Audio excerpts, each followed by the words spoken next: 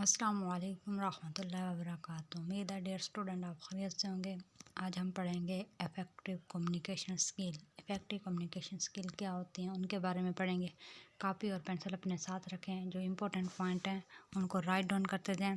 Lecture को prepare करने में आपके लिए आसानी होगी। सबसे पहले हम देखते हैं कि दलाई लामा जो था उनका क्या कहना था कम्युनिकेशन के बारे में। वो कहते हैं कि व्हेन यू टॉक, जब आप बात करते हैं, you are only repeating what you already know. आप क्या चीज़ जानते हैं, जो चीज़ आप जानते हैं उसको आप बार बार रिपीट करते हैं। बट व्हेन यू लिसन, जब आप सुनते हैं, यू मे लर्न, आप और चीज़ें सीखते हैं। समथिंग न्यू, नई चीज़ें सीखते हैं। मतलब उनके कहने का क्या था कि जब हम बात करते हैं तो हम वो चीज़ें बोल रहे होते हैं जिनका हमें पता होता है, लेकिन जब हम दूसरों को सुनते हैं तो उस वक्त क्या होता है कि हम न्यू चीज़ों को सीख रहे होते हैं, यानी कि क्रिएटिविटी लाते हैं अपने अंदर। कम्युनिकेशन होती क्या है? कम्युनिकेशन एक ट्रांसमिशन ऑफ एन आइडियाज और feeling so that the sender and receiver share the same understanding. यानी कि कम्युनिकेशन क्या है? एक हमारे पास मकसद होता है जिसमें हम क्या करते हैं, अपने आइडियाज़ और ख़यालात को कम्युनिकेशन के ज़रिए से बोल कर, लिख कर, मुख्तलिफ़ ज़राए से क्या करते हैं, एक दूसरे को पास करते हैं, जिसमें इंफॉर्मेशन देने वाला और रिसीव करने वाला उस चीज़ को अंडरस्टैंड करते हैं सेम लेवल पर, और फिर एक दूसरे को रिस्पॉन्स करते हैं। कम्युनिकेशन जो है, communication not a mysterious process, ये खुफिया अमल नहीं होता है। It take place when the ideas from your mind are transfer to the others and arrive intact, complete and coherent. Actual में कम्युनिकेशन तभी होती है जब दो पर्सन हो, मतलब सेंडर और रिसीवर हो, और इनके दरमियान में चैनल हो, तो उस वक्त कम्युनिकेशन अकर हो सकती है। कम्युनिकेशन के मैनी कम्युनिकेशन जो है, यानी कि उसके 3 मेन फैक्टर हैं। कौन? सेंडर, जो मैसेज देने वाला है, चैनल, और फिर रिसीवर, यानी कि जो रिसीव करने वाला है।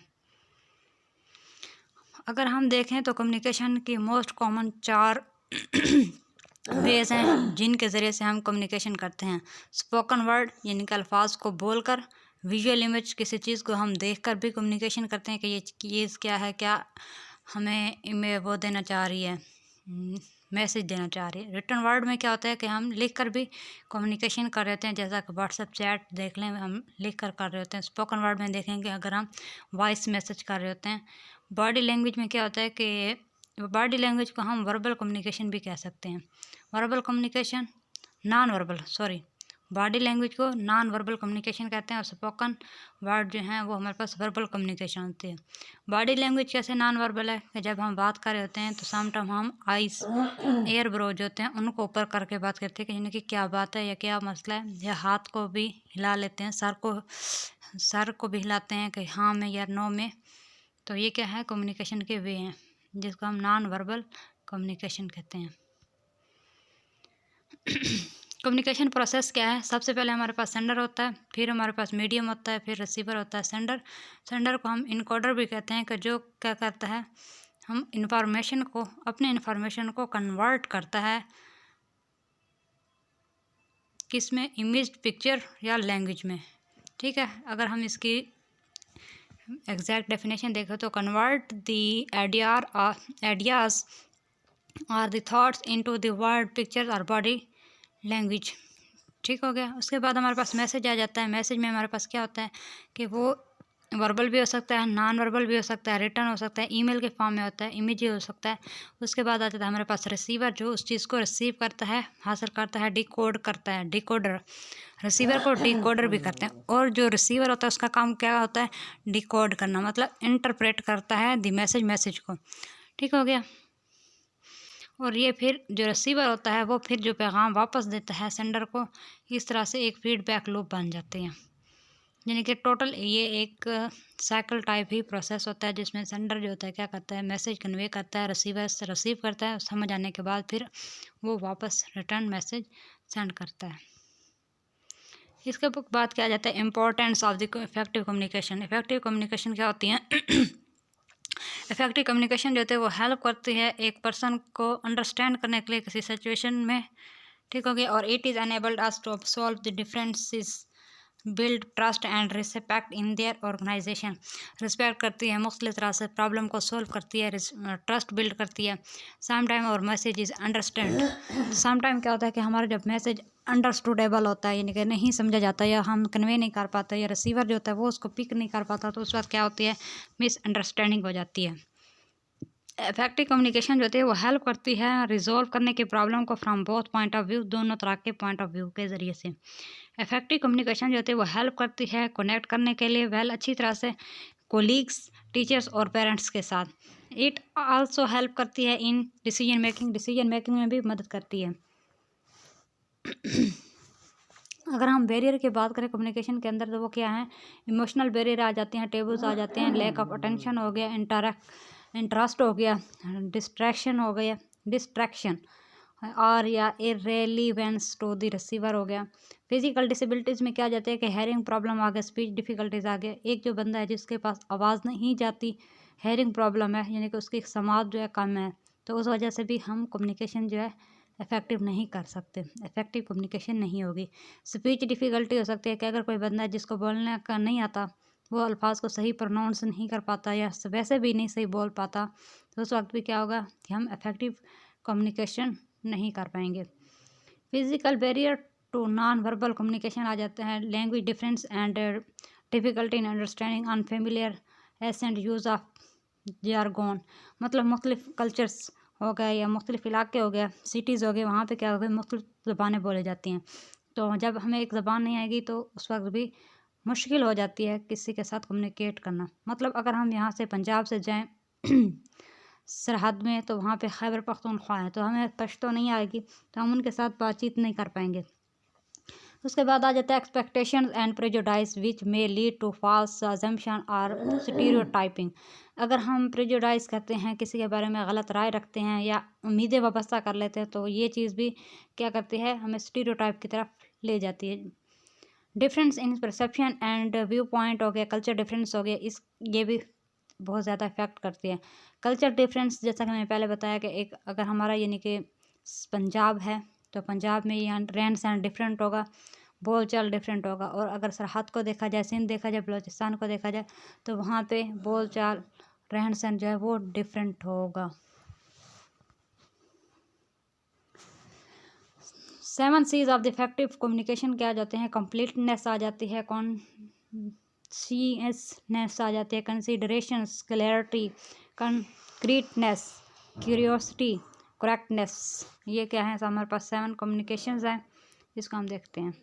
कंप्लीटनेस में क्या होती है कि कंप्लीटनेस के अंदर आपने क्या करना है, एक फुल जो मैसेज होता है वो कन्वे करना होता है, जिसमें मुकम्मल यानी कि मुकम्मल जुमला कह लें, मुकम्मल इन्फॉर्मेशन कह लें, जिसमें जो हमारे पास लिस्टनर हैं या रीडर हैं वो हमारी बात को पूरा पिक कर लें, उनको कोई कन्फ्यूजन वगैरह ना हो। ठीक है, प्रोवाइड करनी चाहिए ऑल नेसेसरी इन्फॉर्मेशन, आंसर देने चाहिए ऑल क्वेश्चन, आज जो आपसे क्वेश्चन पूछे गए हैं उनके सबके जवाब देने चाहिए। Give something extra when desirable, जब ज़रूरत हो तो कुछ एक्स्ट्रा इन्फॉर्मेशन भी देनी चाहिए। कॉन्सिसनेस में क्या आ जाता है, सिंप्लिसिटी होती है। ठीक है, इसमें कहता है कि जितना भी हम चाहें अपने कम्युनिकेशन को मुख्तसर करें, सादा से सादा अल्फाज इस्तेमाल करें, बहुत ही सादा कम्युनिकेशन में कम्युनिकेट करें दूसरों के साथ। इसमें क्या करना चाहिए कि बहुत बड़े यानी कि टर्मिनोलॉजीज़, बड़ी बड़ी टर्मिनोलॉजीज़ यूज़ नहीं करनी चाहिए और टू द पॉइंट बात करनी चाहिए, ना ही बहुत ज़्यादा शॉर्टन और ना ही बहुत ज़्यादा लॉन्ग एक्सप्लेनेशन होनी चाहिए, यानी कि अवॉइड करना चाहिए ऐसी चीज़ों से। और जो वर्ड्स होते हैं या सेंटेंस होने उनको रिपीट नहीं करना चाहिए। सेकंड, अगर जहाँ पे हमारे पास एक बार एक पर्सन को हमने शो किया है, तो नेक्स्ट टाइम जब उसका ज़िक्र है या इस्तेमाल हो तो उसकी जगह उसका प्रोनाउन यूज़ करना है। Use short form for the second time, और सेकंड टाइम उसका शॉर्ट फॉर्म यूज़ करना है, मतलब प्रोनाउन यूज़ करना है। इसके बाद आ जाता है हमारे पास कंसिडरेशन। कंसिडरेशन क्या है कि stepping into the shoes of the others, दूसरों के शूज़ को देखना है। ठीक है, कि किस तरह आपने उस पर क्या करना है कि आपने ऑडियंस के व्यू पॉइंट को भी देखना है, बैकग्राउंड को भी देखना है, माइंड सेट, एजुकेशन लेवल को भी देखना है, तब आपने उनके मुताबिक ही कम्युनिकेशन करनी है। यहाँ पे आपने ऑडियंस के इमोशंस को भी देखना है एज वेल एज प्रॉब्लम, और उनके प्रॉब्लम को भी आपने देखना है, और साथ में कम्युनिकेट करते हुए उनके सेल्फ रिस्पेक्ट को भी मेंटेन रखना है। And their emotions are not at heart, और उनको इमोशन को भी हर्ट नहीं करना।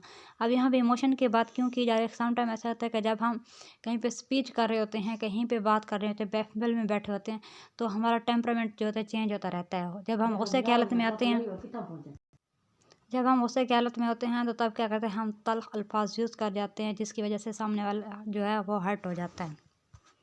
उसके बाद आ जाते हैं क्लैरिटी। क्लैरिटी के अंदर क्या होता है कि एक जो चीज़ है आप उसको क्लियर फॉर्म में बताएं, उसमें कोई भी मिसिंग चीज़ ना हो, ठीक है। जो आप इसमें कहते हैं स्पेसिफिक मैसेज होना चाहिए, गोल और आइडियाज़ को जो है एम्फिसाइज करें, ठीक है। ओके, इसमें अवॉइड करना चाहिए टेक्निकल टर्मिनोलॉजीज़ के इस्तेमाल से, क्योंकि वो अंडरस्टैंडेबल नहीं होती सम टाइम, और अवॉइड करना चाहिए possibility of the miss interpretation से। मतलब यानी कि इसके अंदर क्या हो जाता है, read between the lines concept आ जाता है कि जो हमारे लिसनर होते हैं या रीडर होते हैं, वो सेंडर जो होता है उसके मैसेज को नहीं समझ पाते, क्योंकि वो ये समझने की कोशिश कर रहे होते हैं कि जो बात कहने वाला है वो कहना क्या चाहता है, यानी कि वो दरमियान की जो लाइन होती है, स्टेट होती है, एक्चुअल मीनिंग तक नहीं पहुंच पाते। तो इसलिए हमें सामने वाले को बात जो है वो क्लैरिटी के साथ बतानी चाहिए, वाज़ेह अल्फाज करके बतानी चाहिए। उसके बाद आ जाता है हमारे पास कंक्रीटनेस। कंक्रीटनेस का मतलब क्या होता है, पत्थर की तरह, यानी कि मजबूत। इसमें हमें क्या करना चाहिए, फैक्ट और फिगर्स का इस्तेमाल करना चाहिए, और एक्टिव वॉइस का इस्तेमाल ज़्यादा करना चाहिए बानिस्बत पैसिव वॉइस के, और एक्शन वर्ब का इस्तेमाल करना चाहिए, इमेज को इस्तेमाल करके एक बात को कन्वे करना चाहिए। दूसरा क्या होता है इसके अंदर, यानी कि लॉजिक और रीज़न को रख कर सामने मद्देनज़र रखते हुए बात करनी चाहिए। कॉर्टिसी क्या होता है, कॉर्टिसी जो होती है ये रिस्पेक्ट के आ जाती है, गुड मैनर। आप जब किसी से बात करते हैं तो अच्छे बिहेवियर के साथ बात करें, हंसकर बात करें, यानी कि आपके फेस पर स्माइल होनी चाहिए, हैंड शेक करके बात करनी चाहिए। इसके बाद आ जाता है करेक्टनेस। करेक्टनेस में क्या होता है कि इसके अंदर करेक्ट का मतलब होता है ठीक, दुरुस्त। तो इसमें क्या होता है कि आपने ओवरऑल ग्रामर वगैरह को देखना होता है, पंचुएशन वगैरह हो गए, स्पेलिंग वगैरह हो गई, उसको देखना होता है कि वो आपने किस तरह यूज़ किया और कहाँ कैसे किया। The term correctness as applied to effective communication also mean 3 characteristics। इसके अंदर 3 कैरेक्टरिस्टिक आ जाती हैं। Use the right level of language का इस्तेमाल जो है वो ठीक होना चाहिए। चेक करनी चाहिए accuracy of the figure, fact and words, कि आपके अल्फाज और तस्वीर वगैरह हो गई, जो हक़ाइक़ जो होते हैं वो ठीक हैं।